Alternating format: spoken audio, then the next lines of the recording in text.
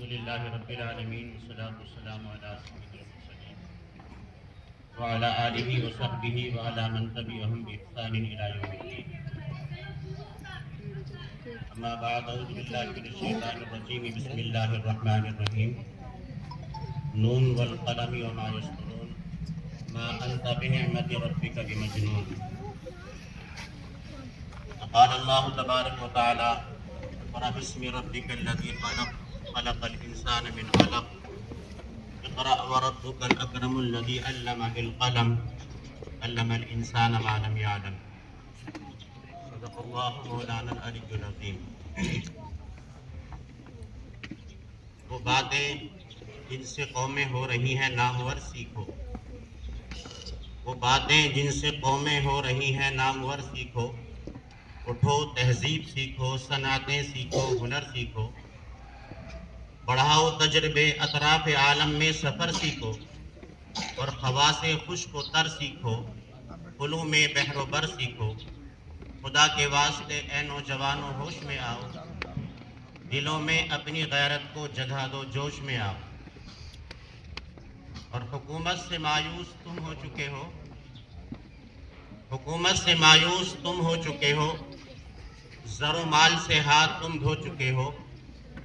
دلیری کو ڈھک ڈھک کے منہ دھو چکے ہو. بزرگی بزرگوں کی سب کھو چکے ہو. مدار ہے فقط اب علم پر شرف کا. مدار ہے فقط اب علم پر شرف کا. کہ باقی ہے تر کا یہی ایک سلف کا. تمدن کے ایوان کا معمار ہے یہ. ترقی کے لشکر کا سالار ہے یہ. کہیں دستکاروں کا اوزار ہے یہ، اور کہیں جنگ جوؤں کا ہتھیار ہے یہ. دکھایا ہے سچا دلیروں کو اس نے، بنایا ہے روبا شیروں کو اس نے. جناب صدر محترم، آج کے اس خوبصورت اور باوقار پروگرام کے مہمانان خصوصی، دانشوران قوم و ملت، پیارے بچوں اور بچیوں اور خواتین اسلام، ہم کافی دیر سے دینی اور عصری علوم کے اس بہترین سنگم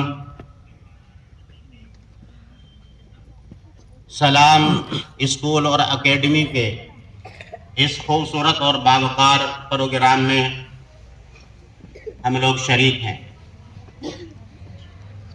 آپ حضرات نے بچوں کے دینی، معلوماتی، ثقافتی پروگرام سماعت فرمائے.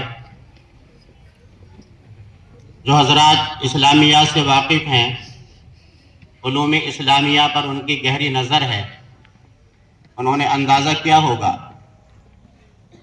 کہ بچوں کے یہ دینی اور اصلاحی اور ثقافتی پروگرام کتنے معلومات افزا، نالج سے بھرے ہوئے اور اسلامی تعلیمات سے لبریز تھے. بہت بے باکی کے ساتھ، جرت کے ساتھ، ہمت اور حوصلوں کے ساتھ ایک منجھے ہوئے اور تراشے ہوئے ہیرے کی طرح ان بچوں نے اپنی دینی چمک سے ہماری آنکھوں کو خیرہ کیا. اس اسکول کی تعریفیں غائبانہ طور پر ہم لوگ سنتے تھے. مصطفیٰ بھائی ہیں، کافی فکرمند، متدین اور تعلیمی تجربہ رکھتے ہیں الحمدللہ. میرا تو بالمشافہ ان سے ملاقات کم ہے. ہمارے مولانا یونس صاحب جو ہمارے مدرسے کے ذمہ دار ہیں، ان سے ان کی کافی ملاقات ہے. MAG کے پروگرام میں بھی اکثر و بیکثر ان کی شرکت ہوتی ہے. گاڑی پر نکلتے آتے جاتے ہم لوگ دیکھتے تھے ان کے نورانی چہرے کو، اور ان کی آنکھوں میں قوم کے بچوں کو آگے لے جانے کی جو فکر ہے، اس فکر کی لکیریں ان کے چہرے پر ہم لوگ پڑھتے تھے.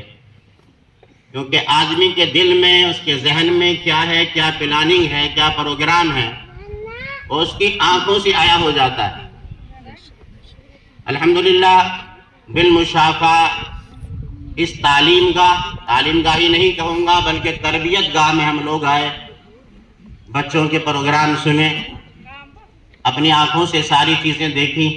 اساتذہ نے، ہمارے تلمید رشید ہیں قاری زبیر صاحب، حافظ معروف صاحب، یہ اسلامیات کے شعبے کو یہاں پر سنبھال رہے ہیں۔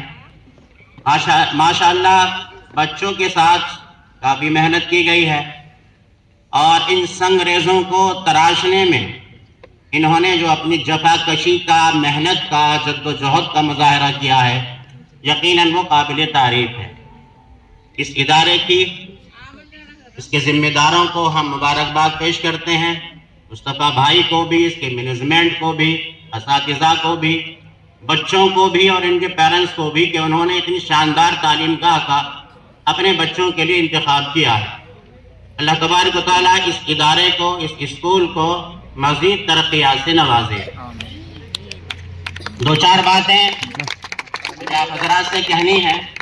یقیناً یہ کھانے کا بھی وقت ہے، آرام کا بھی وقت ہے، ہونا تو یہ چاہیے کہ صرف تاثرات ہی ہو جائیں، لیکن اس کرسی کا یہاں پر رکھنا اور مجھے یہاں پر بٹھانا، یہ اس بات کی غمازی کرتا ہے، اس بات کی طرف اشارہ کرتا ہے کہ بات چیت تھوڑی سی لمبی ہو جائے، زیادہ نہیں، تھوڑی سی لمبی ہو جائے۔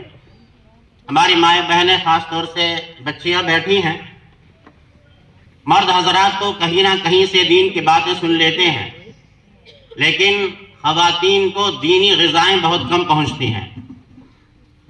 اور مجھے یہ بات نہیں کہنی چاہیے کہ آج جو معاشرہ ذلت، پستی، انحطاط اور زوال کی طرف ہے، دینی اعتبار سے جو ہمارا معاشرہ پچھڑا ہوا ہے، اس کی خاص وجہ یہ ہے کہ ہم دینی پروگرام میں خواتین کی بھاگیداری نہیں رکھتے، خواتین کا حصہ نہیں رکھتے۔ نسلوں کی جو تربیت اور پرورش ہوتی ہے تو وہ ماؤں کے وجہ سے ہوتی ہے۔ ماں کی گود صرف ایک گہوارہ ہی نہیں ہوتی بلکہ بچوں کے لیے ایک بہترین تربیت گاہ ہوتی ہے۔ مردوں سے زیادہ دینی غذا خواتین کو پہنچنی چاہیے، تب نسلوں کی اصلاح ہوگی، نسلوں کے اندر سدھار ہوگا۔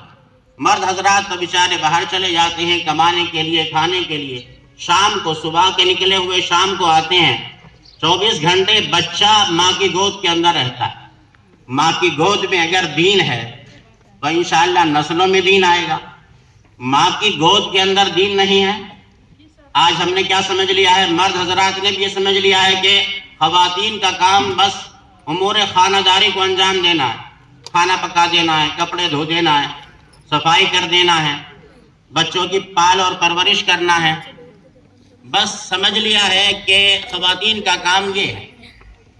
شوہر کے لیے کھانا بنانا شرعی اعتبار سے بیوی کی ذمہ داری نہیں ہے۔ آپ مفتی صاحب سے مسئلہ پوچھیں، لیکن ذمہ داری شوہر کے کپڑے بھی دھونے ہیں، سسر کے کپڑے بھی دھونے ہیں، دیور کے کپڑے بھی دھونے ہیں۔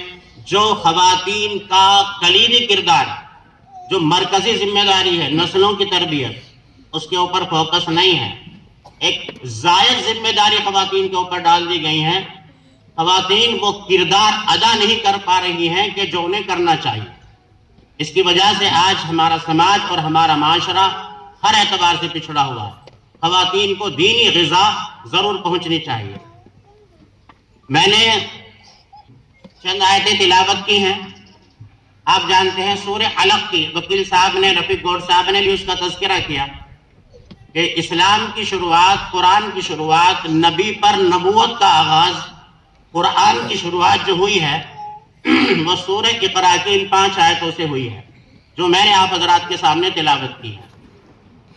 آپ حضرات جانتے ہیں کہ حضور پاک صلی اللہ علیہ وسلم کی عمر جب 40 سال کی ہوئی تو آپ کو الہامات کے ذریعے سے